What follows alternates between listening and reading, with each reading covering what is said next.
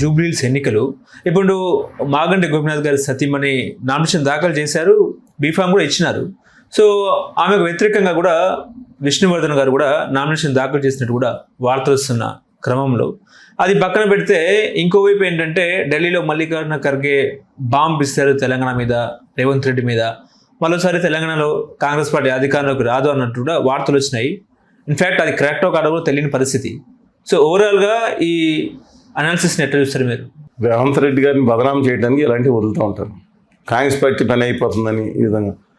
ఆయనకి ఎక్కడ నేను ఆధారాలు లేవండి, ఏ వీడియోలో కూడా నేను ఎతికాను, ఫ్యాక్ట్ చెక్ కూడా చేసినప్పుడు అలాంటిది లేదు. కావాలని చెప్పి కొంతమంది పట్టుకిచ్చి దొంగ పత్రికలు, లేని పత్రికలను వచ్చేస్తున్నాయి వార్తలు. ఆ పత్రికలను తయారైపోతాయి, వాట్సాప్ యూనివర్సిటీలు తయారు చేస్తాను అనమాట. అబ్సల్యూట్లీ రాంగ్ అనుకుంటున్నాను. అలా మాట్లాడరు ఆయన. చిన్న ప్రతిపాదనలు ఉంటే ఉండొచ్చు, బట్ ఈజ్ వెరీ ఇవాళ రాహుల్ గాంధీ గారికి, ప్రియాంక గాంధీ గారు కానీ, అక్కడ ముఖ్యమైన నాయకత్వానికి కానీ సోనియా గాంధీ గారు కానీ, ఇవాళ తెలంగాణ మరియు కర్ణాటక లేకపోతే కాంగ్రెస్ పార్టీ లేదు. ఇది వచ్చిందంటే దమ్ముడు నిలబడ్డాడనే భావన ఇంకా ఉంటుందండి వాళ్ళకి. I don't think it is the right news అండి. సెకండ్ థింగ్ ఏదో చెప్తున్నారు మీరు ఎన్నికల గురించి, జూబ్లీహిల్స్ ఎన్నికల విషయంలో ఇంకో కొత్త వార్తలు వచ్చింది ఏంటంటే, గోపి గారు వాళ్ళ కుటుంబ వివాదం ఒకటి వచ్చింది మధ్యలో.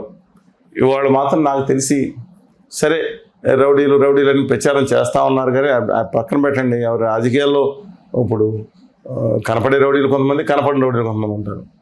సరే దాన్ని నిరసిద్దాం, అది వేరే సంగతి, పక్కన పెట్టండి. కానీ నాకు తెలిసిన సమాచారం ప్రకారం డెఫినెట్గా మంచి మెజారిటీతో నెగ్గే అవకాశం కనపడుతుంది.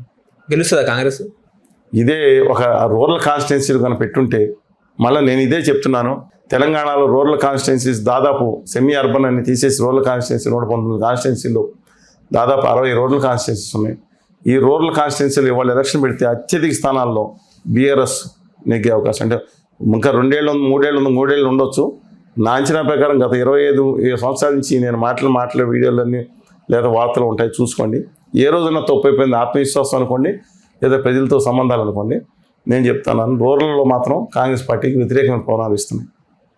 ఇవాళ 2 ఉప ఎన్నికలు జరుగుతుంటే అవతల ఆయన గారు చనిపోయిన తర్వాత దుర్మానం కూడా చూశారు రెండోసారి కూడా. అయినా సరే దాన్ని దాటుకుని కాంగ్రెస్ పార్టీ ఇవాళ అక్కడ కాంగ్రెస్ క్యాండిడేట్ని గెలిపించుకుంది.